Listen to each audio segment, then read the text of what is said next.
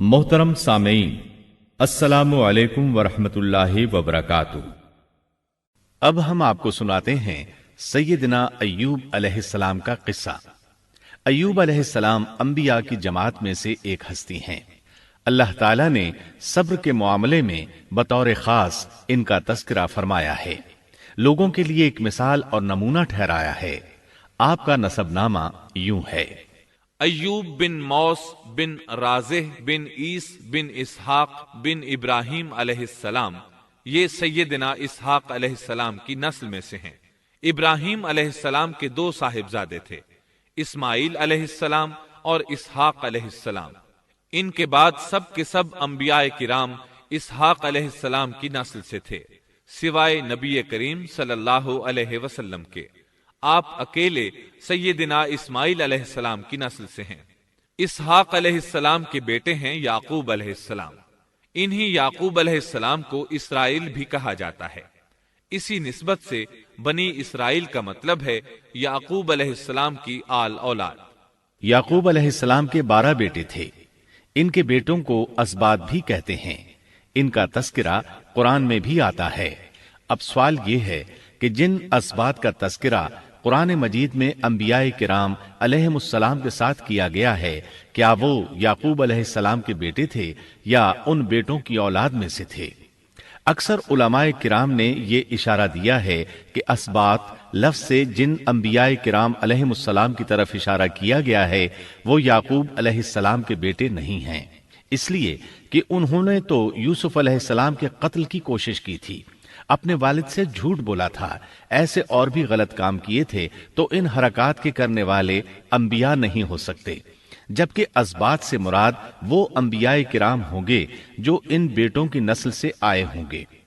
बनी इसराइल के 12 कबीले थे और कबीले को सिब्त भी कहते हैं, इसलिए इन्हें असबात भी कहा जाता है, यानी बनी इसराइल इन कबीलों में तकसीम हो गए। इसी तरह सैयदना अय्यूब अलैहिस्सलाम सैयदना इसहाक अलैहिस्सलाम की औलाद में से हुए। सूरह अनाम आयत 84 में अल्लाह फरमाते हैं, वमिन ज़ुर्रिय्यतिही दाऊद व सुलैमान व अय्यूब व यूसुफ व मूसा व हारून, और उसकी औलाद में से दाऊद और सुलेमान और अय्यूब और यूसुफ और मूसा और हारून। तो ये सब के सब सैयदना इब्राहिम अलैहिस्सलाम की नस्ल से थे। अय्यूब अलैहिस्सलाम भी अल्लाह ताला के नबी और रसूल थे। सूरत उन-निसा आयत 163 में अल्लाह ताला फरमाते हैं, इन्ना औहैना इलैका कमा औहैना इला इब्राहीम व इस्माईल व इसहाक व याकूब वल अस्बात व ईसा व अय्यूब व यूनुस व हारून व सुलैमान व आतैना दाऊद ज़बूरा। यकीनन हमने आपकी तरफ उसी तरह वही की है जैसा कि नूह और उनके बाद वाले नबियों की तरफ की, और हमने वही की इब्राहीम और इस्माइल और इसहाक और याकूब और उनकी औलादों पर, और ईसा और अय्यूब और यूनुस और हारून और सुलेमान की तरफ, और हमने दाऊद को ज़बूर अता फरमाई। अल्लाह ताला ने इन सब अंबियाए किराम अलैहिमुस्सलाम की तरफ वही फरमाई, और अय्यूब अलैहिस्सलाम भी इन रसूलों में से एक हैं। अल्लाह ताला ने आपको आपकी कौम सूरान की तरफ मबूस फरमाया। ये कौम मुल्क शाम में रिहाइश पजीर थी। आप बहुत ज्यादा मालदार थे। अल्लाह ताला ने आपको बहुत ज्यादा नेमतों से नवाजा था। आपके पास बेशुमार मवेशी थे, लातादाद नौकर चाकर थे। अल्लाह ने आपको बहुत सी ज़राई जमीन भी अता फरमाई थी। आप ताजिर भी थे। तिजारत का सिलसिला दूर दूर तक फैला हुआ था। अल्लाह ताला ने आपको कसीर औलाद भी अता फरमाई थी। आपके यहाँ 7 बेटे और 7 बेटियां थीं। आप खुद भी सेहतमंद और ताकतवर थे। आपके असहाब की तादाद भी काफी थी। गोया अल्लाह ताला ने आपको गूनागून नेमतों से नवाजा था। आप रूए जमीन पर नेमतों से माला माल शख्स थे। अल्लाह ताला ने आपको आजमाना चाहा تاکہ بعد میں آنے والے لوگوں کے لیے آپ صبر کی مثال بن جائیں۔ آخر صبر کا مرحلہ شروع ہو گیا، آپ کا سب مال و متاع ہلاک ہو گیا، یہاں تک کہ آپ فقیر ہو گئے۔ آپ کی زندگی ہی میں آپ کی ساری اولاد اللہ کو پیاری ہو گئی۔ کسی کا ایک بیٹا بھی فوت ہو جائے تو وہ کتنا غمگین ہوتا ہے، متاثر ہوتا ہے۔ سیدنا یعقوب علیہ السلام پر غم کس طرح طاری ہوا، یہاں تک کہ آپ کی آنکھوں کی بینائی تک جاتی رہی۔ مارے غم کے وہ گھل گئے تھے، جبکہ ان کا کوئی بیٹا فوت نہیں ہوا تھا، اور ادھر 7 بیٹے اور 7 بیٹیاں فوت ہو گئے۔ یہی نہیں، تمام مال مویشی ہلاک ہو گئے۔ معاملہ اس پر بھی ختم نہیں ہوا، آپ شدید مرض میں مبتلا ہو گئے۔ بیماری اس قدر شدید تھی کہ آپ چلنے پھرنے سے معذور ہو گئے، اٹھنے کی سکت نہ رہ گئی، یہاں تک کہ آپ کا گوشت گرنے لگا۔ آپ کی آزمائش انتہا کو پہنچ گئی۔ اب آپ کے ساتھی بھی آپ کا ساتھ چھوڑنے لگے۔ انہیں خوف محسوس ہوا کہ کہیں ان کی بیماری انہیں بھی نہ لگ جائے، کہیں یہ کوئی ایسی بیماری نہ ہو جو ایک سے دوسرے کو لگتی ہو۔ اس طرح سوائے 2 کے سب ساتھی آپ کا ساتھ چھوڑ گئے، کوئی آپ کے قریب نہ آتا تھا۔ جو 2 ساتھی ساتھ چھوڑ کر نہیں گئے تھے وہ بھی ذرا دور کھڑے ہو کر بات کرتے تھے۔ آپ کی خدمت کے لیے بس آپ کی بیوی رہ گئیں، وہ بہت وفادار بیوی تھیں۔ یہ زوجہ محترمہ آپ کی خدمت کرتی، آپ کو کھلاتی پلاتی، آپ کو نہلاتی۔ پھر نوبت یہاں تک پہنچی کہ سارا ہی مال بالکل ختم ہو گیا۔ اب بیوی صاحبہ نے اجرت پر لوگوں کے گھروں میں کام کرنا شروع کیا تاکہ کچھ کما کر لائیں اور خاوند پر خرچ کر سکیں۔ یہ تھے اللہ کے نبی ایوب علیہ السلام، اتنی بڑی آزمائش میں پورے اترے۔ آزمائش بھی 1-2 ماہ نہیں، پورے 12 برس جاری رہی، اور ایک قول کے مطابق 18 برس جاری رہی۔ آپ اس دوران مجسمہ صبر بنے رہے، آپ نے کبھی کسی سے شکوہ تک نہ کیا، یہاں تک کہ کبھی زوجہ محترمہ سے بھی شکوہ نہ کیا۔ سال ہا سال اسی حالت پر گزر گئے۔ ایک بار آپ کی بیوی نے عرض کرنے کی ذرا ہمت کی اور کہا، آپ اللہ کے رسول ہیں، اگر اللہ کے حضور دعا کریں تو وہ آپ کی بیماری کو ختم فرما دیں گے، آپ کی حالت کو بدل دیں گے۔ بیوی صاحبہ کے یہ کہنے کے باوجود آپ نے بیماری کے ختم ہونے کی دعا نہ کی، نہ یہ کہا یا اللہ مجھے رزق کی فراوانی عطا فرما، بس رضائے الہی پر راضی رہے، تقدیر الہی پر خوش رہے۔ آپ نے بیوی سے فرمایا، ذرا بتاؤ تو ہم کتنا عرصہ خوشحالی اور فراوانی میں رہے ہیں، کتنا عرصہ ہم ناز و نعمت میں رہے ہیں؟ انہوں نے جواب دیا، 80 سال۔ یہ سن کر آپ نے فرمایا، مجھے اللہ تعالیٰ سے دعا کرتے حیا آتی ہے، جتنا عرصہ خوشحالی میں رہا اتنا عرصہ بیماری اور تنگ دستی میں نہیں گزرا، اس لیے میں ابھی یہ دعا نہیں کروں گا کہ وہ مجھے شفا عطا کر دے یا میری اس حالت کو بدل دے، وافر رزق عطا کرے، جب تک مجھ پر 80 سال نہ گزر جائیں۔ جس طرح میں 80 سال ناز و نعمت کی بہاریں دیکھتا رہا، اسی طرح 80 سال تک میں اسی حالت پر صبر کا دامن تھامے رہوں گا، تندرستی کا سوال نہیں کروں گا۔ آپ کے اس جواب پر بیوی صاحبہ مایوس ہو گئیں، اس لیے کہ انہیں تو بیماری کے ختم ہونے کی اور اچھے دنوں کے دوبارہ آنے کی امید تھی۔ آپ کی بات سن کر وہ بولیں، تب یہ آزمائش کی گھڑی کب ختم ہوگی؟ چونکہ اس بات سے اللہ تعالیٰ کی ناشکری ہوتی تھی، اس لیے ایوب علیہ السلام ناراض ہو گئے۔ انہوں نے اللہ کے نام کی قسم کھائی کہ اگر اللہ تعالیٰ نے مجھے شفا عطا فرمائی تو میں انہیں 100 کوڑے ماروں گا۔ دوسری طرف نوبت یہاں تک پہنچی کہ لوگوں نے آپ کی بیوی صاحبہ کو کام دینے سے انکار کرنا شروع کر دیا۔ ان کا خیال تھا کہیں ان کے شوہر کی بیماری انہیں بھی نہ لگ جائے۔ وہ سمجھتے تھے کہ ایوب علیہ السلام کی بیماری چھوت کی ہے، لہٰذا یہ بیماری ان کی بیوی کے واسطے سے انہیں بھی لگ سکتی ہے۔ جب معاملہ یہاں تک پہنچ گیا تب آپ نے ایک چھوٹی سی بات کہی، اس میں بھی کوئی واضح دعا نہیں تھی، جبکہ اس وقت سے بڑھ کر دعا کے لیے کون سا وقت ہو سکتا تھا؟ آپ کی اس بات کو اللہ تعالیٰ نے قرآن مجید میں بیان فرمایا ہے۔ سورہ انبیاء آیت 83 میں ہے، وَأَيُّوبَ إِذْ نَادَى رَبَّهُ أَنِّي مَسَّنِيَ الضُّرُّ وَأَنْتَ أَرْحَمُ الرَّاحِمِينَ۔ اور ایوب کی اس حالت کو یاد کرو جبکہ اس نے اپنے پروردگار کو پکارا کہ مجھے یہ بیماری لگ گئی ہے اور تو رحم کرنے والوں سے زیادہ رحم کرنے والا ہے۔ مجھے آزمائش نے آ لیا ہے اور تو ارحم الراحمین ہے۔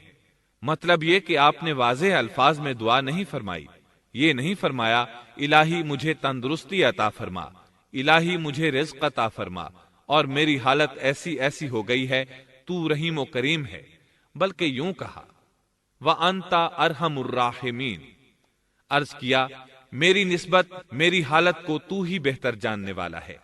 اللہ تعالیٰ نے دوسری آیت میں آپ کی حالت کو اس طرح بیان کیا ہے۔ سورہ صاد آیت 41 میں اللہ تعالیٰ فرماتے ہیں واذكر عبدنا أيوب إذ نادى ربه أني مسني الشيطان بنصب وعذاب، اور ہمارے بندے ایوب کا بھی ذکر کر جبکہ اس نے اپنے رب کو پکارا کہ مجھے شیطان نے رنج اور دکھ پہنچایا ہے۔ گویا آپ نے اس بیماری اور مصیبت کو اللہ تعالیٰ کی طرف منسوب نہیں فرمایا، بلکہ اللہ تعالیٰ کو اس سے مبرہ و پاک ٹھہرایا اور اسے شیطان کی طرف منسوب کیا۔ یوں نہیں کہا اللہ تو نے مجھے مصیبت میں ڈال دیا، بلکہ اس کو غیر اللہ یعنی شیطان کی جانب منسوب کیا۔ حدیث میں بھی اسی طرح آتا ہے والشر ليس إليك، برائی تیری طرف سے نہیں ہے۔ آپ نے اپنی حالت کو بھی ایسے ہی پیش کیا اور یوں عرض کیا أني مسني الضر وأنت أرحم الراحمين، اللہ تعالیٰ نے آپ کی التجا کو اسی لمحے شرف قبولیت سے نوازا۔ کتنے ہی موقع ایسے آئے تھے کہ اس سے قبل بھی آپ دعا کر سکتے تھے اور وہ قبول ہو جاتی، لیکن آپ نے صبر کا دامن تھامے رکھا۔ اسی لیے مدتوں سے ضرب المثل چلی آ رہی ہے صبر ایوب۔ جب آپ نے اپنے پروردگار سے اس انداز میں دعا مانگی تو اللہ تعالیٰ نے ان سے آزمائش ختم کر دی۔ اللہ تعالیٰ سورہ صاد آیت 42 میں فرماتے ہیں اركض برجلك هذا مغتسل بارد وشراب، اپنا پاؤں مارو، یہ نہانے اور پینے کے لیے ٹھنڈا پانی ہے۔ جب انہوں نے پاؤں زمین پر مارا تو پانی کا چشمہ جاری ہو گیا۔ علماء کرام کہتے ہیں جب انہوں نے اس پانی سے غسل کیا تو جسم کے بیرونی حصے سے بیماری ختم ہو گئی، اور جو ہی پانی پیا جسم کے اندرونی حصے کی بیماری ختم ہو گئی، اور یہ اللہ عز و جل کا عظیم احسان ہے۔ پھر سے بالکل تندرست بن گئے، ان کی صحت و توانائی لوٹ آئی، ایسے صحت مند ہو گئے جیسے پہلے کبھی ہوا کرتے تھے۔ ان کی زوجہ محترمہ باہر سے گھر آئیں تو بالکل نہ پہچان سکیں۔ ان سے پوچھنے لگیں کیا آپ نے اللہ کے نبی میرے خاوند یعنی مرض میں مبتلا شخص کو دیکھا ہے؟ اللہ کی قسم جب میرے خاوند صحت مند تھے تو بالکل آپ جیسے تھے، میں نے آپ سے بڑھ کر ان سے ملتا جلتا آدمی آج تک نہیں دیکھا۔ اس پر ایوب علیہ السلام بولے کیا تم نے مجھے پہچانا نہیں؟ انہوں نے حیران ہو کر پوچھا آپ کون ہیں؟ تب وہ بولے میں ایوب ہوں۔ وہ بولیں سبحان اللہ، اس کا مطلب ہے بیماری ختم ہو گئی، اللہ تعالیٰ کا احسان ہو گیا۔ اس کے بعد اللہ تعالیٰ نے انہیں اہل و عیال کی نعمتیں بھی لوٹا دیں، ان کے مویشی بھی انہیں واپس مل گئے۔ سیدنا ابن عباس رضی اللہ عنہما فرماتے ہیں اللہ تعالیٰ نے صرف انہیں ہی اپنے فضل و کرم سے نہیں نوازا بلکہ ان کے ساتھ ان کی اہلیہ کو بھی اپنے خاص فضل و کرم سے نوازا، اس لیے کہ انہوں نے بھی اس عظیم آزمائش میں صبر کیا تھا، عظیم صبر کا مظاہرہ کیا تھا۔ اللہ تعالیٰ نے ان کی جوانی کو بھی لوٹا دیا۔ ان سے سیدنا ایوب علیہ السلام کے ہاں 26 بیٹے بیٹیاں پیدا ہوئے۔ یہ روایت بھی ملتی ہے کہ 26 بیٹے ہی بیٹے تھے، بیٹیاں اس کے علاوہ تھیں۔ اللہ تعالیٰ سورہ انبیاء آیت 84 میں فرماتے ہیں وَآتَيْنَاهُ أَهْلَهُ وَمِثْلَهُمْ مَعَهُمْ رَحْمَةً مِّنْ عِنْدِنَا وَذِكْرَى لِلْعَابِدِينَ، ہم نے اس کو اہل و عیال عطا فرمائے، بلکہ ان کے ساتھ ویسے ہی اور اپنی خاص مہربانی سے، تاکہ سچے بندوں کے لیے سبب نصیحت ہو۔ مطلب یہ کہ ان کی جوانی واپس کر دی، مال و دولت لوٹا دیا، اور یہ چیزیں انہیں فوراً واپس کر دی تھیں۔ جسمانی صحت بھی واپس فرمائی اور دنیاوی دولت بھی واپس کر دی۔ امام بخاری، امام احمد اور دیگر محدثین نبی کریم صلی اللہ علیہ وسلم سے روایت بیان کرتے ہیں کہ نبی کریم صلی اللہ علیہ وسلم نے فرمایا، جب سیدنا ایوب علیہ السلام غسل فرما رہے تھے تو ان پر ٹڈیوں کی موسلا دھار بارش ہونے لگی۔ یہ ٹڈیاں کیا تھیں؟ وہ سونے کی ٹڈیاں تھیں۔ اللہ تعالیٰ ان کو غسل کے دوران ہی اتارنے لگے۔ ایوب علیہ السلام نے ان کو کپڑے میں جمع کرنا شروع کیا۔ اس پر اللہ تعالیٰ نے فرمایا، اے ایوب، کیا میں نے تجھے مالدار نہیں بنا دیا؟ اس نئے نازل ہونے والے مال سے بے پرواہ نہیں بنا دیا؟ ایوب علیہ السلام نے عرض کیا، جی ہاں میرے پروردگار، لیکن میں آپ کی رحمت اور برکت سے تو بے پرواہ نہیں ہو سکتا۔ بلا یا رب ولكن لا غنى لي عن بركتك۔ ہاں اے رب، لیکن میں تیری برکت سے دور کیسے رہ سکتا ہوں؟ ان کا مال و دولت سب واپس مل گیا، اہل و عیال بھی مل گئے، صحت بھی پلٹ آئی۔ یہ سب اللہ کے خاص فضل و کرم سے تھا اور اس عظیم صبر کے صلے میں تھا جو انہوں نے کیا تھا۔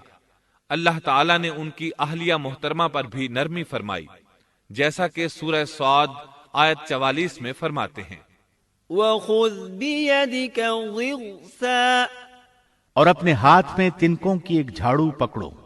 بالکل باریک تنکوں کی ایک جھاڑو لو، اس میں 100 تنکے ہوں، ان کو اکٹھا کر لو۔ اس کے بعد فرمایا، فَاضْرِبْ بِهِ وَلَا تَحْنَثْ۔ جھاڑو سے اسے مار اور قسم کے خلاف نہ کر۔ مطلب یہ کہ ایوب علیہ السلام نے اپنی بیوی کو 100 کوڑے مارنے کی قسم کھائی تھی۔ اللہ نے یہ تدبیر سمجھائی کہ 100 تنکوں کا جھاڑو لے کر ایک بار انہیں مارو اور قسم پوری کرو، قسم کی خلاف ورزی نہ کرو۔